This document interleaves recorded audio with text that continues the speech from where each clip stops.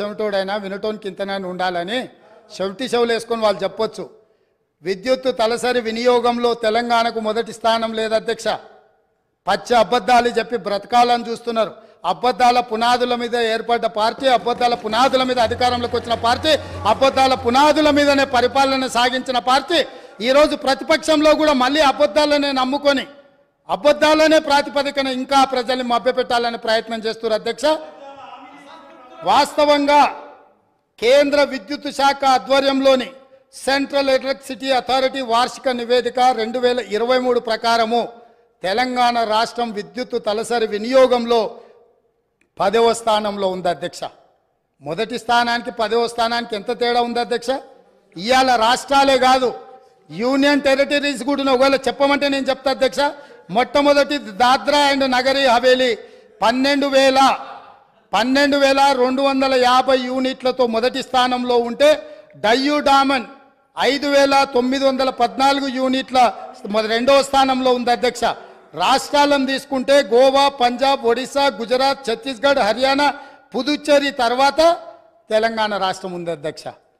తలసరి విద్యుత్ వినియోగంలో తెలంగాణ రాష్ట్రం మొదటి స్థానంలో లేదు, వాళ్ళు అబద్ధాలు చెప్పినట్టుగా. తలసరి విద్యుత్ వినియోగంలో 10వ స్థానంలో ఉంది. ఇప్పటికైనా అబద్ధాలు చెప్పడం మానాల్సిందిగా ఆ పక్ష సభ్యులకు చెప్తున్నా అధ్యక్ష.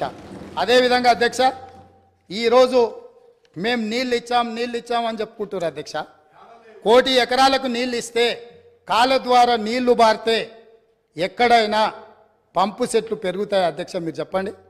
కాలువల ద్వారా మన పొలాలకి నీళ్లు ఒకవేళ రాష్ట్ర ప్రభుత్వం అందించి ఉంటే, కాలువల ద్వారా ప్రతి ఎకరాకు 1 కోటి ఎకరాలకు నీళ్లు వచ్చి ఉంటే, తెలంగాణ రాష్ట్రం ఏర్పడ్డప్పుడు దాదాపుగా వారి లెక్కల ప్రకారం 19 లక్షల పంపు సెట్లతో తెలంగాణ రాష్ట్రం ఏర్పడితే ఇవాళ 29 లక్షల పంపు సెట్లకు తెలంగాణ పెరిగిందంటే కాలువల ద్వారా నీళ్ళు ఇచ్చినము, లక్షల కోట్ల రూపాయల ఖర్చు పెట్టినము, కాళేశ్వరంతో 1 కోటి ఎకరాలకు నీళ్ళు ఇచ్చినామని చెప్పి వాళ్ళు చెబుతున్న కల్పిస్తున్న ప్రచారము శుద్ధ అబద్ధమన్న సంగతి మీ ద్వారా ఈరోజు తెలంగాణ ప్రజలకు చెప్పదలుచుకున్న అధ్యక్ష.